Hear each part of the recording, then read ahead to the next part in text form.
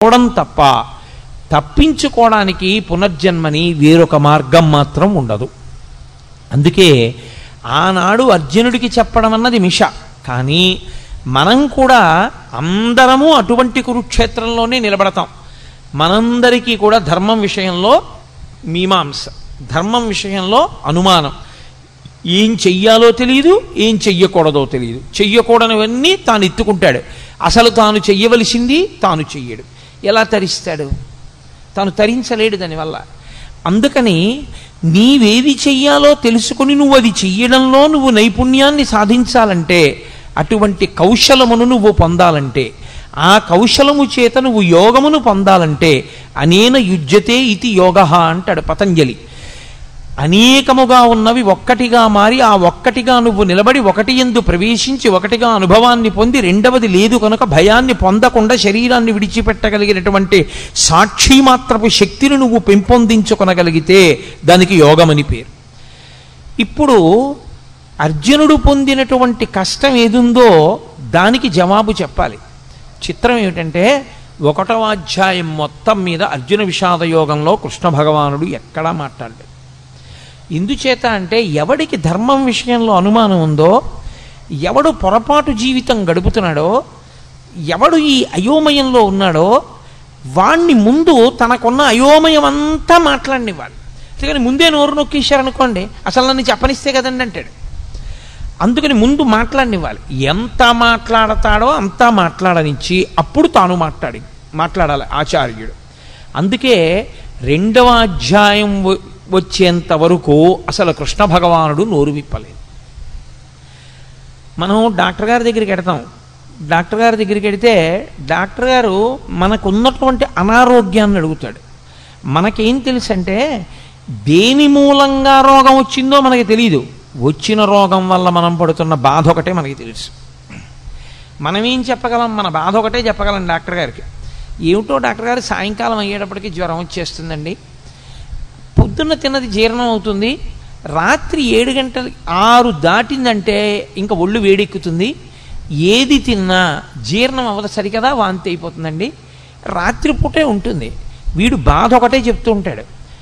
వింటూ డాక్టర్ గారు ఏం ఆలోచిస్తాడంటే వీడికి సాయంకాలం 6 అయ్యేటప్పటికి జ్వరాన్ని కల్పించగలిగినటువంటి సూక్ష్మాంగ జీవి ఏది ప్రవేశించి ఉంటుంది, దాని వలన వీడిలో ఏ రకమైనటువంటి జ్వరం ప్రకోపించి వీడికి జీర్ణం కాకుండా ఆహారం బయటికి వెళ్ళిపోతుంది. ఇప్పుడు మందు దేనికి వెయ్యాలంటే మూలానికి వెయ్యాలి. ఏ సూక్ష్మక్రిమి శరీరంలో ప్రవేశించడం చేత అతనికి సాయంకాలం జ్వరం వచ్చి తిన్న పదార్థం జీర్ణం కాకుండా వాంతవుతోందో ఆ సూక్ష్మక్రిమి మీద అతను ఔషధాన్ని ఇవ్వాలి. అంతేకాని వాంతి అయిపోకుండా ఏం చేయాలో లవంగమొగ్గ నవలాలో యాలక్కాయ నవలాలో చెప్పడానికి అతని భార్యే చాలు, పక్కింట్లో ఉన్న వాళ్ళే చాలు, డాక్టర్ గారు అక్కర్లేదు దానికి. డాక్టర్ గారు చెప్పవలసింది మూలాన్ని ఛేదించాలి. అర్జునుడు మాట్లాడితే అర్జునుడు మాట్లాడిన మాటల వెనక ఛేదింపబడవలసినటువంటి మూలాల్ని కృష్ణ పరమాత్మ పట్టుకున్నాడు. ఇది అందుకే భవద్భీషిణి అయింది. గీతకి భవద్భీషిణి అని పేరు ఉండడానికి కారణం అదే.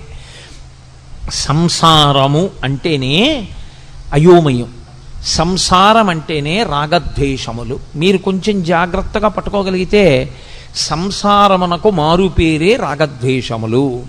రాగము ద్వేషము ఈ రెండు ఎప్పుడు ఉంటాయి? ఇంకొకడు ఉంటే కదండి. ఇప్పుడు నాకన్నా ఇంకొకడు ఉన్నాడు అనుకోండి, అప్పుడు నేను వాడిని ప్రేమిస్తే రాగం, నాకు వాడి మీద సంతోషంగా ఉండి వాడిని నేను అభిమానిస్తే నాకు వాడి మీద రాగం ఉన్నది.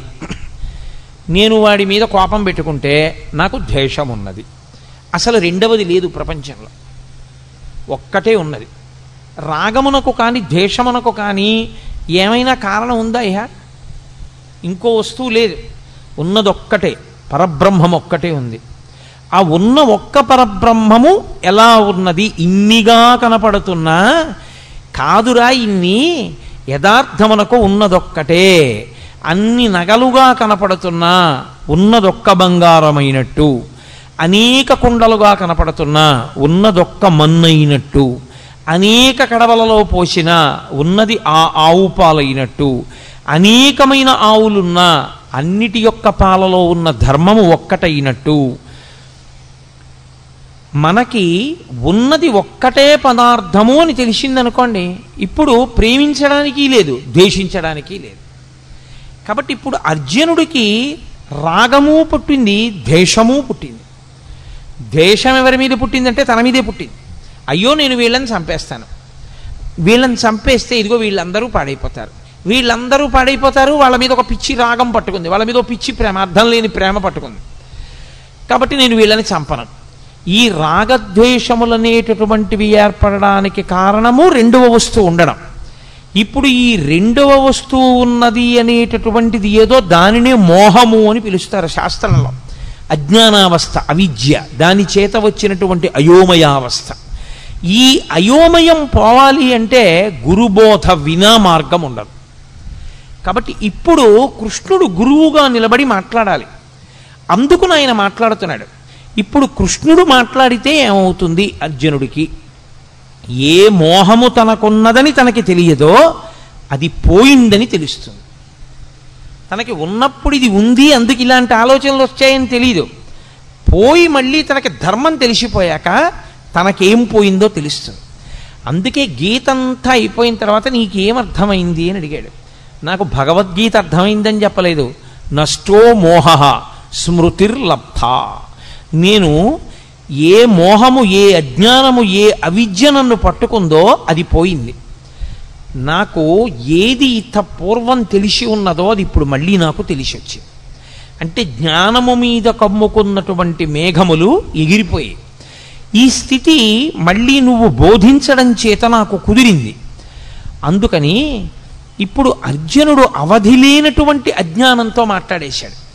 మాట్లాడి మాట్లాడి మాట్లాడి మాట్లాడి తనే పెంచేసుకున్నటువంటి బెంగ ఇదంతా.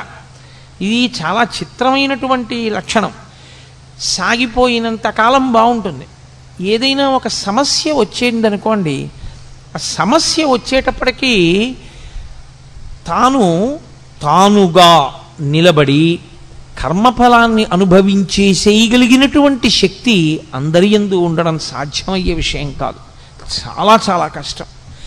అక్కడికి వచ్చేటప్పటికీ గిజగిజగిజలాడిపోయి ఖచ్చితంగా ద్వైతీభావంలోకి వెళ్ళిపోతాడు. వాడు నేను రెండు భావాలు వస్తాయి. అభిమానము చేత కానీ ద్వేషము చేత కానీ వచ్చేస్తుంది అది. ఈ వచ్చినప్పుడు మాట్లాడడమే చాలా కష్టం.